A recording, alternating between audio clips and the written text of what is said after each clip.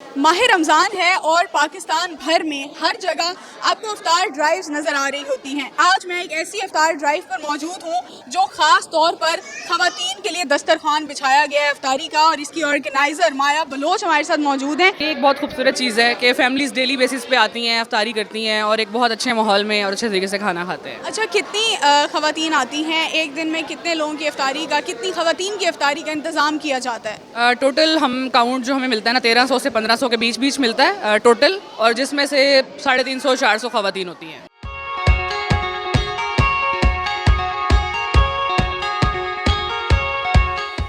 अच्छा, ये बताइएगा कि मर्दों की इफ्तारी जहाँ होती है वहीं पर ख़वातीन का सेटअप बनाया गया है या बिल्कुल सेपरेट है?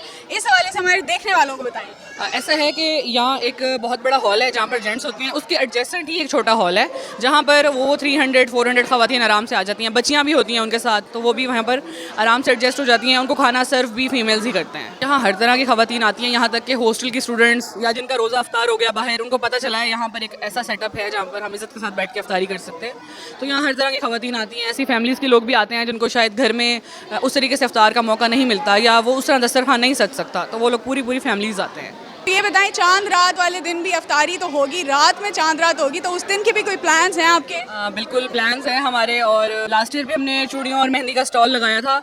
अच्छा, एक खूबसूरत बात, यहीं से वो ख़वातीन जिनको मेहंदी लगानी आती है वो यहीं से उठती हैं, यहीं पर बच्चियों को मेहंदी लगाती हैं और उनको हम पे करते हैं ताकि उनके लिए भी कोई रोज़ी का ज़रिया बन जाए। तो दिस इज़ ब्यूटीफुल।